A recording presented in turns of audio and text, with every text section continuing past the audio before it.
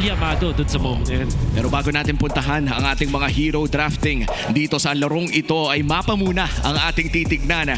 Ano kaya ang random draw na lalabas dito? Huwag mong sabihing expanding rivers na naman. 3 games na nating nakita. Ito, fourth game is Pang-apat na ito kung sakaling expanding rivers na naman. Bakit mo kasi yan eh? Minanifest na naman eh. na manifest. Pare ko, tatlong games na natin nakita ito kanina sa match ng Falcons versus Smart Omega. Pero mukhang expanding rivers na naman po ang ating makikita para sa Game 1 ng Twisted Minds kontra Team Liquid Philippines. By the way, this will be Team Liquid Philippines on the red side, blue side para sa Twisted Minds. Tatanggalin na yung Fred Rin, pati yung Lancelot. Ang yung Zushin na madalas din pinipick sa blue side. Very early chip na ban din mula dito sa Twisted Minds. Ngayon, ang palaisipan is ano yung first pick? Without the Lancelot, without the Jushin, ano yung mga top-notch dito na priority picks? Backsha for sure para sa Twisted Minds. I just hope and pray. Sana hindi Angela. Sana hindi Angela. Well, nakakita na tayo ng marami-raming Angela games dito sa loob ng ating liga. To be exact, I think around 4 or 5. And lahat yun hindi panalo. And I believe for Twisted Minds, yung last time na nakasama natin sila with Omega, that's 2 Angelas for Sean. Yes, at hindi talaga Wala gumana. talaga, oo. No, parang hindi naman natin sinasabi na hindi gagana ever. Pero ang sinasabi natin ay para bang hindi pa ata nahahanap yung tamang timpla. Yep. So for Twisted Minds, how do you start the brew? Ano ang foundation ng draft na ito? Tingin ko back siya para sa Twisted Minds sa flex pick. Pero alam naman natin that MP the King likes to play that. And for sure, handa dito ang Tlph kasi what they're gonna do is to pick up naman yung Granger to go with the Yi Sun Shin. Oh. Pero Early Arlot kaya. Arlot din available, so Arlot plus no? Arlot Granger. Oo. Or maybe Or even Arlot Kimi. the Harith is open to take. Isa sa mga paboritong gamitin ni Oheb kung sakaling kukunin nila ito. Pero again, medyo matagal-tagal na natin hindi nakikita ang early Harith pickup. I think the last time na nakita natin ito ay early week 5 ba. Granger kasi, expanding rivers kasi, so it will benefit the Granger. At the same time, gusto ng Tlph gamitin yung Granger versus the Backsha. Isa sa mga ano nila yun, mga sagot nila. At Twisted Minds, if you take away din yung Granger na yun mula doon kay Nosha, mas alam naman natin, ito yung tumalo, di ba? Sa Twisted Minds maraming beses before. Sanjo!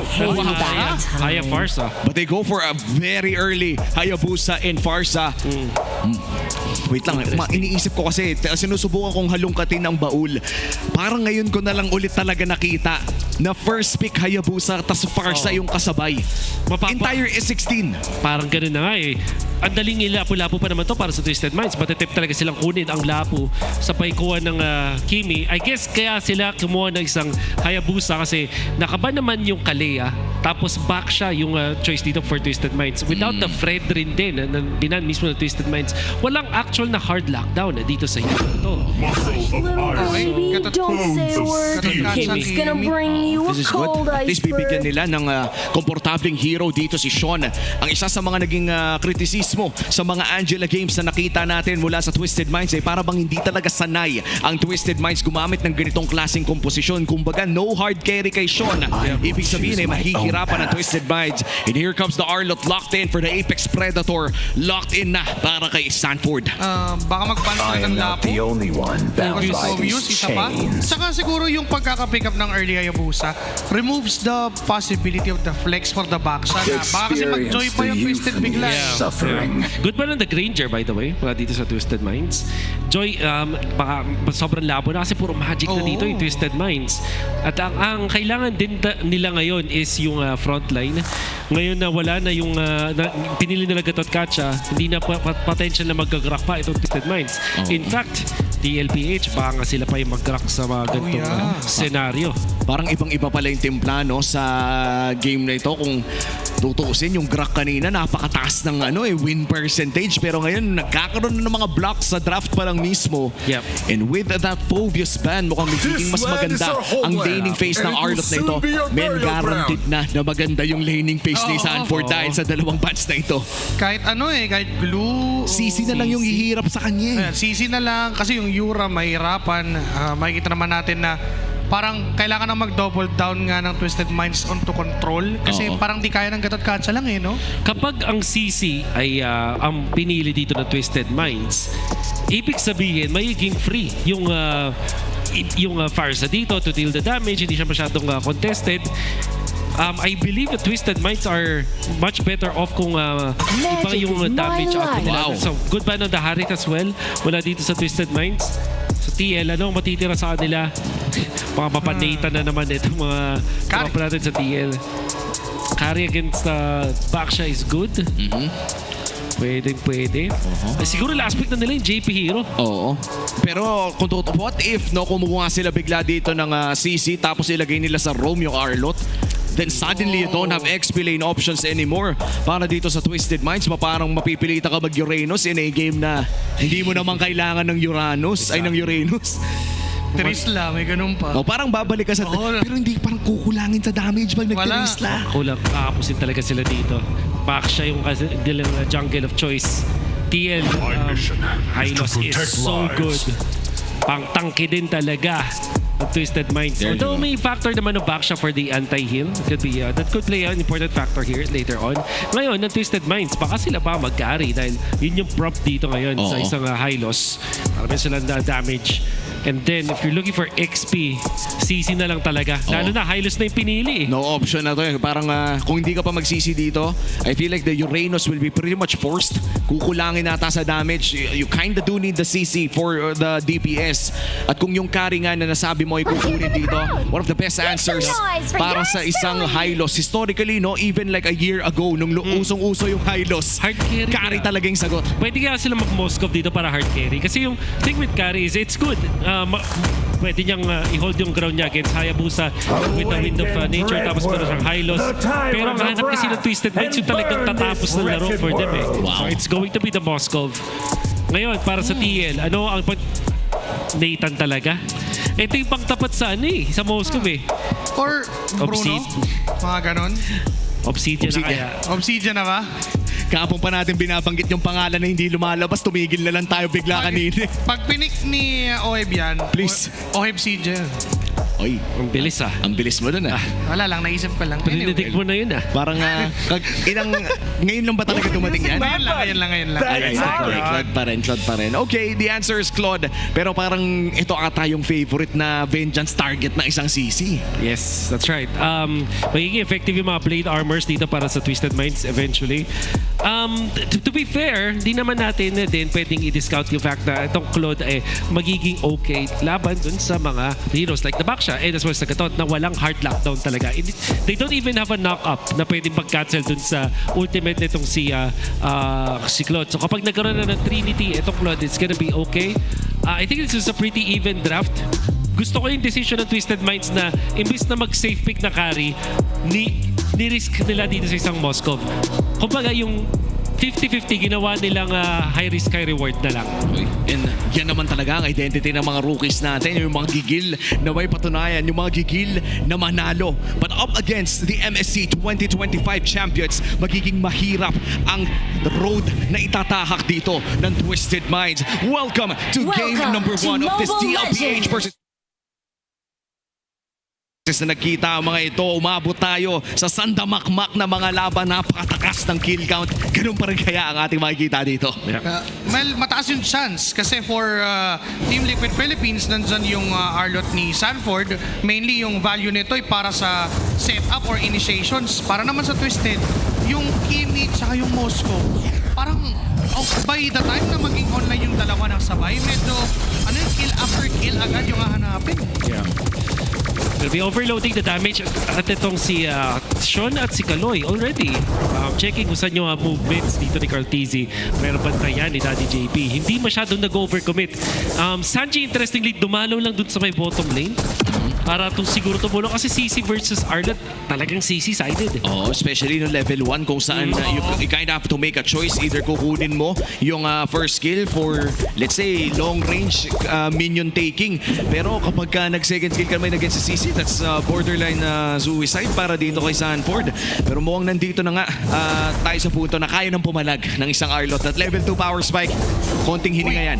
Sakit nun Na-speed up misery papapunta dun sa crab. That could could have been a good hit para kay Nosha pero di niya na rin tululoy kasi may sumilip na Sanji eh. Yeah. So, interesting yung naging first set of items dito si Nosha. Opting to go for early boots. So, siya dito, early warrior boots ang kanyang kinuha. Whereas si Oheb, no boots, more on attack speed yung kanyang kinuha. Twisted Minds actually, or Nosha, ang technically nananalo sa lane na yun. Oo, and so far, no, with the expanding rivers, mukhang gagamitin ito ng Tlph para magkaroon ng area and coverage against that turtle. Kakabit man yung quad shadow. Hindi ito gagamitin ni Carl TC. Twisted Minds ang may hawak ng pagong at mukhang ibibigay na ito ng Tlph. Mukhang i-give up na. Naging call na ibigay na yung turtle dahil din walang shadow at that time si Carl TC. They don't wanna risk yung pagpasok niya na siya pa yung mahuli. Uy! Very aggressive SOD as well. Mula dito kay Nosha, no? Paano kaya kung naagaw pero mukhang magkakaroon na ng malaking laban dito sa may batang top lane. JP and MP the King. Yun talaga yung force. Kaso doon sa baba, may final slash and Lansu will go down. That's 3 members from Tlph. Ang importante doon, isang wave ng minion yung madedinay nila kay Lansu. Kasi pagkakapatay nila, parating pa lang yung minion wave doon sa may bottom lane. Bukod sa makakuha sila ng outer turret energy shields, about 70% yung nakuha nila. Ay, nakakuha sila ng isa pang kill at nadinayan ng gold itong si Lansu. At yun yung masakit, no? If you're a Exactly. CC, gusto mong makalabang ka sa lane. Itatama ang AOG, pero yan na, Kaloy! May nahuling alang doon and it's gonna be Sanji falling down to the hands of Sean. Maganda sana yung idea na kapag bumunggo, saktong may AOG pero naiwasan ni Carl. Kaso nga lang si Sanji ang namatay. Well, yan na yung signature Sky Piercer first item ng Kimi ni Sean. Bukod tanging gumagawa niyan sa MPL. Sa ngayon ay siya. Yup. Parang tiwala talaga sa kanyang sarili at sa kanyang tropa. At kanina ko pa binabatian itong pathing, jungle pathing coming out from MP the King. After yung makakuha ng isang turtle, iniwan niya itong kanyang orange buff.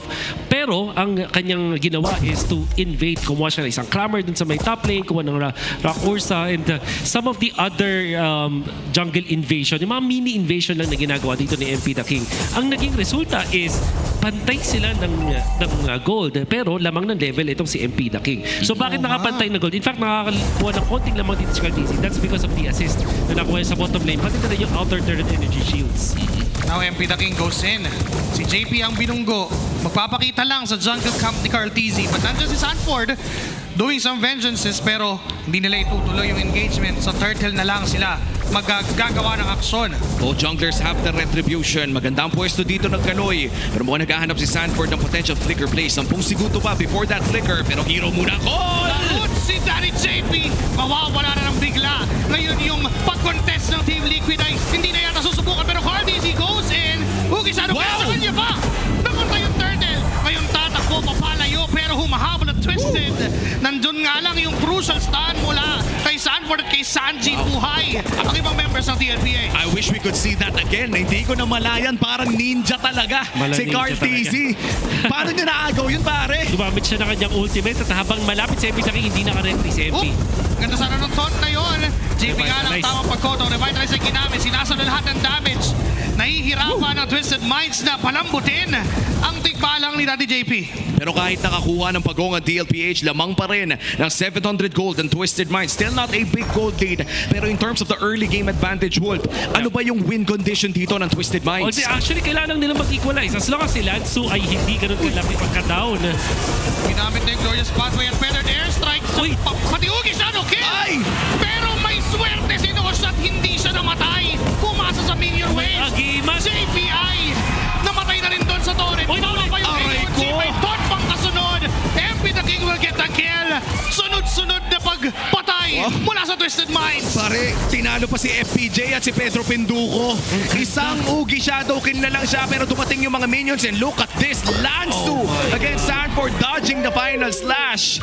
Dahil dyan mukhang Twisted Minds lumobo ang kanilang kalamangan. 1.5k gold lead.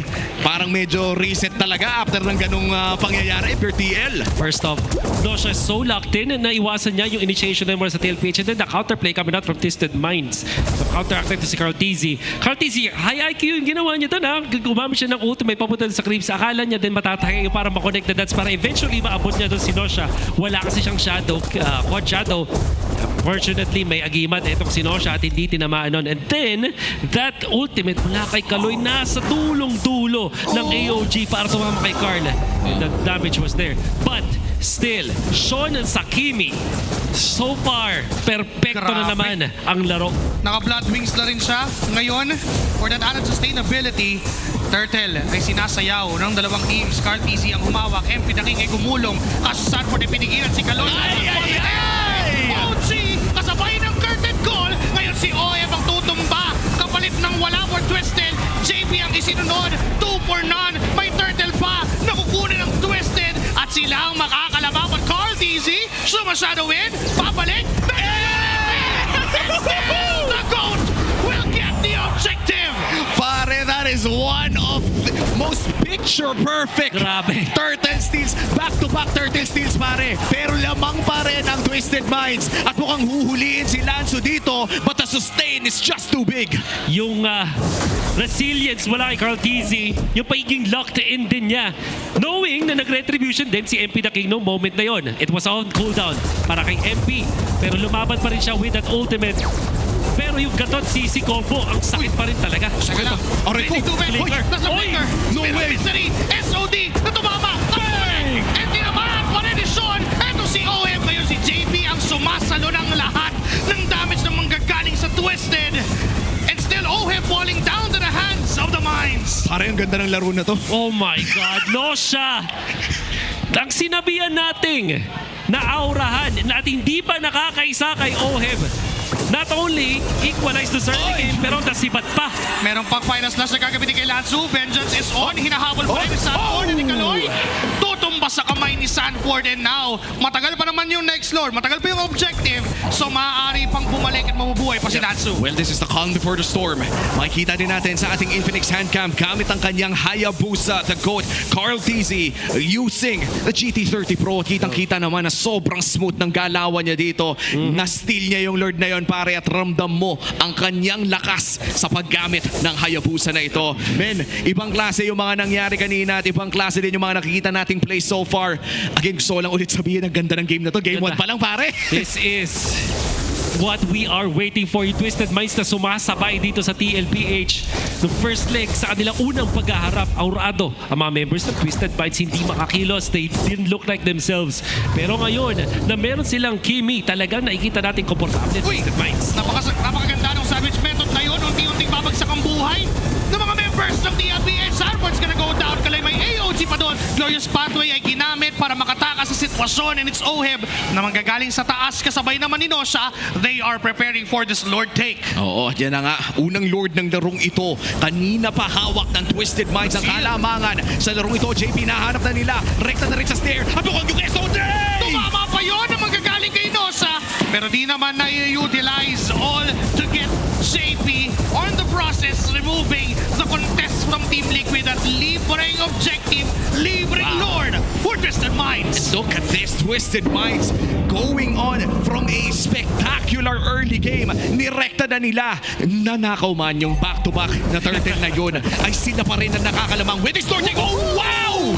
Better airstrike na sa final slash. Nosha. Si Nosha sumubok na mabuhay, pero di na siya mabubuhay sa kamay ni Sanford. Ang ganda ng mga combo naman from Tlph. Of course, that's Sanji nailing the combo against Nosha.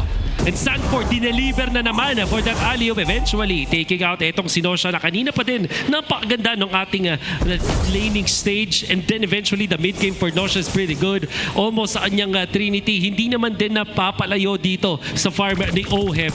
The 0-2 and 0 with the Claude. How the tables have turned para sa Twisted Minds. Nagamit nga lang yung Ugi Shadow Kill ni Tlph. Sanford, Ayun na naman. pinapasa ni Lanzo yung final slash, pero dun sa gitna may nangyari palang laban. JP sumasalo, Sanji nga lang naipit sa gitna at hindi na siya mabubuhay pa. Sanford kasabay niyang tutumba. Ngayon yung Lord ay buhay pa. Puputok yung Holy Defense, makaklear yung Lord, pero yung top lane pwede isunod ng Twisted. Kitang-kita mo ngayon yung investment, yung early investment ng Twisted Mind kay Sean. 8-0 on this game. Glorious Pathway na gamit na rin. Gusto na nila yung inhibitor turret to, pero MP the King hindi pa naman bumabaga. Oh, iba na blazing to. Wait ako si Carl! Si Cartesi ay na-stun, pero buhay pa rin naman. Oh, may sumasalo ng pass. Sago-sago mula kay Sean. At masakit na yung damage. Tinamaan pa ng root. Pero madidefend nila ang inhibitor turret. Whew, nice defense. And how about that? Sanji, kanina under fire from Twisted Minds. Alam niya na wala ng stun or taunt etong si Kaloy. Kaya naman, ginamit na niya yung ultimate niya kahit nasa harap niya yung Gatot Kacha mismo. At ang kanyang target, only Nosha. That's why hindi rin nakakuha ng inhibitor dito Twisted Minds dahil napatumba agad nila dito yung Moskov na turret hitter. And that is because of Sanji. Eventually ay napatumba pero nagawa naman yung trabaho na kailangan niya. Still though, malaki pa rin ang lamang ng Twisted Minds. Let's talk about Lansu. Dahil 2 beses ko lang nakitang dinudge niya yung final slash ng Arlot by actually being on top of the Arlot. Di ba pag magkatabi kayo, hindi natamaan ng final slash? 2 beses niyang ginawa yun. Oo, ang ganda ng micro ni Lansu against Sanford. No? Talagang wala nang nagpapa-aura sa larong ito. In fact, 3.5k nang ang kalamangan dito ng Twisted Minds. And so far, looking at our Infinix in-game equipment, kumuha na rin ng Wind of Nature dito si Sean on his signature Kimi at this point. At mukhang papunta pa siya sa kanyang DHS build. Isa sa kanyang mga paboritong i-build dito sa Kimi na ito. Sobrang laki ng agwat niya against Sanji. I believe that's 2K? Almost 2K gold lead. That's right. And 8-0-0 pa. Sobrang makasarili nung Kimi ni Sean. Pero kung yun yung gumagana para sa Twisted Minds, for the No longest time, assist. lagi natin pinag-uusapan eh. Parang si Sean yung mid lane na parang pinaglalaro biglang hyper carry. Siya yung carry mid lane natin. Tapos si Kaloy, 008. Oo, pre. Ganyan ang galaw. Diba? Yun yung perfect combo. Kaloy Sean combo. This time yung Lord ay sasayawin lang. Nandyan si Kaloy, sisilip dun sa bush. May 3 miyembro siyang nakita, 4 kasama si JP. Tinalian na. Kasama si OM, Curtin Cole, OG. Hindi tumama yung combo na yun. Glorious Pathway, papalayo at papatras. Wow. Cartesi, nag-aanap lang ng perfect timing para pumasok. Nandun yung FLS, like ginamit na rin. Lansu, sumalo. Pero si Sanford ang unang tumumbaw. Gisanong kill and a win of nature from Sean to deflect that damage. Grabe. JP is low. Even dive ng mga members ng Twisted. Ay! Go! Tinamaan! May shadow! Inabawan! Pero pagbalik sa nakaraan ay hindi na siya mabubuhay. And it's Sanji alone. Kasama naman si Oheb na nang gagaling pa sa base. Pero mukhang yung Lord ay pwede nang Sanji! So Sanji with the Rosal. Naganda sana nung dash ni Nosha. Pero inabot pa rin ni Sanji ng Ako. kanyang Predator Death. Bird cam. Kinahabol siya ngayon ng mga members the ng traction. Twisted. No traction pulse connecting. Oh my Inabot ng God. second. And this time, Sanji will fall down. At mukhang tuloy pa nga ang laban. Si Oheb ang nananatili for Team Liquid Philippines. Pero nandyan na rin naman si Sanford. Agarang babalikan yung Lord for Twisted Minds. Pero tignan mo, lock build na. By Lock build 14 minutes. Dito si Sean. 11-0-0. Yan ang KDA ng killer hyper carry Kimi na ito. Pang 11 ka sa listahan ng Skypiercer ko, sabi ni Sean. 11-0, the Sean game na we've seen mula sa Twisted Minds. Hindi man lang mahawakan ng Tlph kahit si Cartesi Dagot na Wind of Nature ng isang Kimi na mid laner ng Twisted Minds. Not to mention na 3K na yung gold lead at patuloy lang tumataas at lumulobo. And this time yung Lord ay ni-reset na ng Twisted Minds. Hindi nila kita si Carlick, so talagang tamang hinala dito ang mga members ng Twisted Minds. Pero pumasok doon, nakita si Nosha. Nandun naman si Wind of Kaloy Nature na yun. para pagsaluhan yung Ugi Shadow kill. Pero enough yata para mapauwi si Nosha pero hindi. Wow. Bumalik lang yung buhay about 50% at lalaban muna ulit ang Twisted. Ipapress na nga ata nila ang Lord na ito. Sino makakapag-secure? It's Carl! Siya pa rin ang makakakuha ng objective na yun. Kaya nalaban na lang at Twisted at maghahabol. Si Sanford ang naiiwan. Pero may AOD binitawan na hindi tumama. Ngayon tutuloy pa ba? Kasi nandyan pa si Lanzo. Cartesi with a shadow. May aabutan ba siya? No sir. At atras ang dalawang teams and it's the Tlph with a crucial Lord take. At lamangan sa kill score ang Twisted Minds. Team Liquid naman ang nakakalamang sa mga objectives. And now with this Lord push, ano ba yung mga kailangan? Ano yung checklist if you are Tlph? Well, they have to group up. At nakita natin dito sa Tlph, they're really good at that. Yung kanilang pwestuhan dito, yung problem solving ng Tlph ay top notch. Nakita natin natin si Sanji na kahit 3 deaths sa talagang lugi na doon sa kanyang tapat na pressure niya si Sean, actually forcing Sean na mawala sa pwesto ng Twisted Minds at hindi maka-free hit dahil doon sa kanyang uncanny na movements. Sanji held on doon sa long bush doon sa may bottom lane, nag-pop na kanyang ultimate at actually naiwasan pa yung initiation ni Nosha dahil nagulo at nasargo yung pwesto ng Twisted Minds na hindi nakapag-lord dance sa Twisted at nakahanap pa ang TLPH na magandang red trip. And now Twisted Minds on the defense. Yung Lord ay nangangalahati yung buhay dito sa may bandang ibaba. May flicker dito si Sanford. Pwedeng manggulat. Nandiyan ang angulo. Nagamit na ang Feather Airstrike. Pero matutunan muna yung Lord. Si Sanji ang hinanap nila. Pero mukhang makakatakas naman ang Team Liquid Philippines. Tuloy ang kanilang push. May minion waves pa sa taas at gitna. Magre-ready ngayon ang TLPH for another round.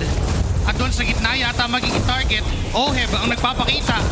Pero hindi na napama yung taunt mula kay Kaloy. Kita rin sila ng vision mula doon sa sentry ng Twisted Minds at aatras ng Team Liquid. Lang naging close TLPH. Nahawakan nila yung lamang for a little bit. Twisted Minds with the defense. Pero 17 minutes into this game, break even tayo. And who would have thought na ang pinakamayaman na player dito sa Twisted Minds ay yung mid laner nila. Na Kimi, luck item, baka nga ibenta na rin itong boots eventually. As siya na ang pinaka mataas ang DPS dito para sa Twisted Minds. To be fair, TLPH, yung kaninang problema nila na curtain call and Avatar of the Garden combo, yung CC gatot na sinasabi natin deadly, naiiwasan nila pa ulit-ulit. SOD and Traction Pulse will connect. Pero hindi naman papasok dito ang Twisted. Carteasy with the Shadow rather. Pero hindi kakabit yun sa Twisted Minds. So mag-aatrasan at mag-aabang muna ng next objective. And now we play the macro game. Lalabas na ang Evolved Lord in 30 seconds. And dito na natin makikita ang diferensya ng experience para sa dalawang teams na ito. Kahit gaano kaganda ang early game, pumapasok pa rin sa late game shot calling. Ang larong ito, the moment that the Evolved Lord spawns, and for TLPH and Twisted Minds, ito na siguro yung magiging test sa ating mga super rookies kung gaano sila magiging kalmado sa pressure na binibigay ng napakalaking objective na to. And let me just lay down one of the few things here. For Sean, napakalaking bagay na hindi siya mapitas. Seal play. Susubok ba ang Twisted Minds? Dahil sa pwesto, kaso doon may nangyaring bigla na lang setup. Lanzo's gonna go down. May SOD ba tumama pa pa lang? Win of Nature ay nandiyan pa na kay Nosha. Pero si Sean ay naipit. Nagamit na rin yung Win of Nature niya. Pero hinahabol pa rin siya ni JP. Sino-zone out lang sila. Then si Carteasy ay may shadow pang pwedeng balikan. At si Kaloy ang tutumbangan. Si MP the King is low. Namunggo pa siya ng vengeance mula kay Sanford. Finals that's connected to Sean. May immortality pa. Wala yung jungler ngayon ang Twisted. And the Lord is on to the hands of the LPH. Nosha ng play. Pumasok ulit. Nandiyan yung mga sibat. Toto pa si JP. Toto pa si OM. Immortality pop. Ngayon tuloy pa rin. And a double kill for Nosha. Nandiyan pa si Carteasy. Subukang kuhain yung Lord. Hindi ko connect na yung mga shadow. Nabalikan niya si Nosha. Medyo masakit yung damage. At tinatamaan lang si Carl. May Ugi shadow kill na nga na pinitawan. Dalawang marksman yung palawan. Daisy pa rin. Kanya pa rin yung Lord.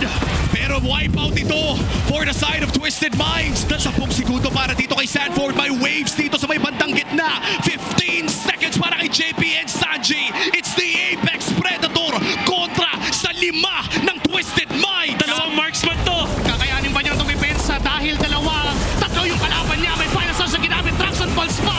Low pa rin at babagsak na ngayon. Buhay na si Sanji. Buhay na si JP. Buhay pa rin ang Cavalry. The final slash to save it for TLPH. At ngayon magagamit pa nila ang kanilang Evolved Lord. Now Twisted Minds on the defense. Ano ang kailangan nilang gawin? What a game! Ang kailangan gawin dito ng Twisted Minds ay clear yung Lord sa may top lane. I-make sure nila dito na protektado si Sean kasi alam ng TLPH wala ng immortality na available for Sean for a few more minutes. That's why they're making the play to stop. Nandiyan si JP. Lord Palway nagamit. Pwede rin sa akin ng jump. Pero may Leone sa likod. Walang bigilan. Si Sanji ngayon si JP ay nakilipip na rin. Pero OM with a Winterground blazing to it. Pero walang damage. It is a double kill for Sean. Making it 3. Dahil tutumba pa isa-isa ngayon ubos ang Team Liquid. Call this deja vu. Pero ang Apex Predator ay kailangan ulitin yung play na iyon. It's the Apex Predator kontra sa 5 ng Twis. Kanina 3 lang yung kalaban niya ngayon. 5. Kakayanin bang tumipensa? Pumasok na may final slash pa pero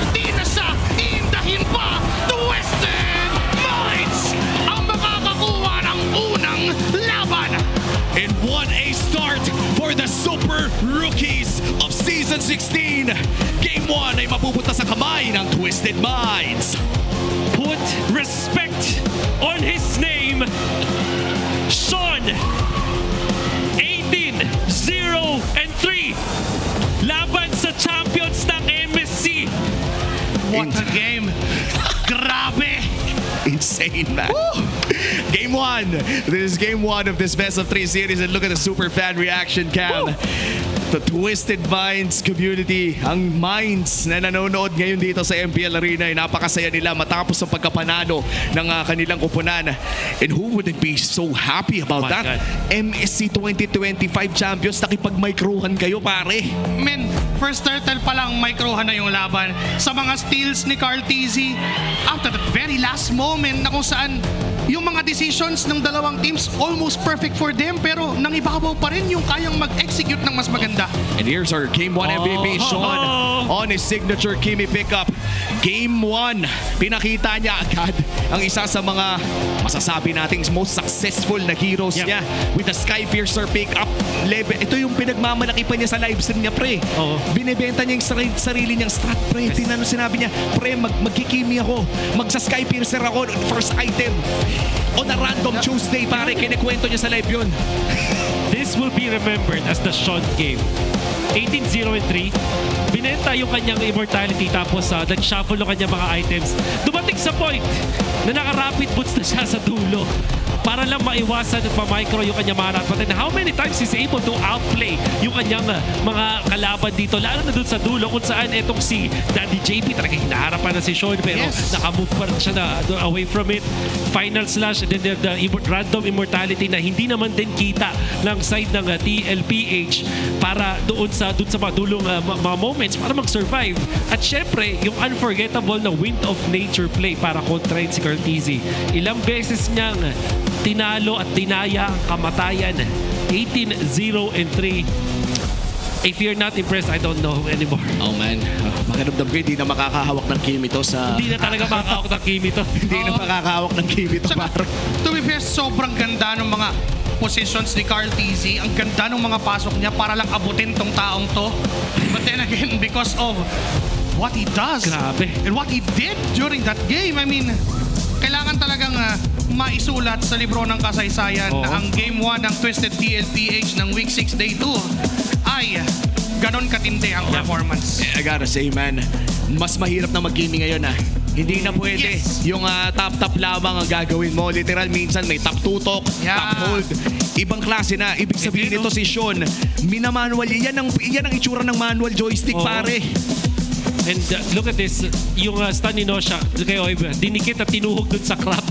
And then syempre, clean up mula kay Sean na unstoppable. To be fair, Sanford played so well in the latter portions of the game. Ang dami niya magandang mga initiations.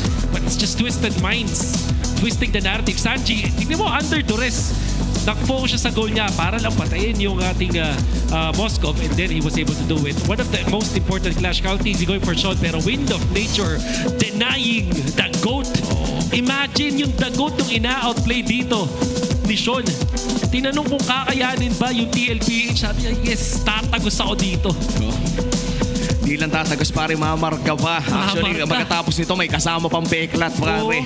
And look at Sean, Wind of Nature. Sabay flicker. Harapin ni JP, out siya doon. Still dealing the damage. Tapos meron siyang immortality dito after that Rose Gold Meteor Pop. Diba? Nagkaroon siya ng extra shields. Tapos i-golden siya dito ni Sanford. Quickly ba yung immortality? Ganon kabilis. habang nagda-dash, pare. Habang tumututok. Habang bumabaril. Oo. Yun ang dami ng ginawa niya. Namatay siya at this point. Pero ito na yung 2v1 moment with 2v1. Carl Tizzy. Although, well, syempre, Carl Tizzy with the retry, siya pa rin makakakuha niyan. But after that, Pinlano din ni siya gumamit ng kanyang SOD. That's ginamit ulit yung wall. To be fair, Carl Tizzy played this at calculated this so much. Yung balik ng buhay niya dito, sobrang bilis. At syempre, may retry siya. So yun talaga advantage siya. How about that Sanford? Wow. Focusing on minions muna for the defense. Just enough time even. Lumabas yung mga minions pagkatapos yung gawin yun. Pero ito na yun para ka na deja vu, no? Grabe. Kakabuhay pa lang ng mga tropa mo, biglang magkaka-team fight. And if you are Sanford in this fight, magugulat ka na lang, kailangan mo ulit tumipensa, kailangan mo ulit-ulitin yung ginawa mo kanina. Pero this time around, iba na ang naratibo. parang next level, no? Mas harder. Kanina 3, ngayon 5. Diba? Tapos hindi mo na talaga, binigyan ka na ng tinanggalan ka na ng chance na Twisted Minds na gawin ulit yung ginawa mo kanina. And what a game. What a Really game. a game. 20 minutes and 49 seconds. It felt like it was 40 to 45 men. Pre, hindi na. Alam mo, simula pa lang ng laro na to, 5 to 8 minutes. Ulit na natin sinasabi, ang ganda ng game na to.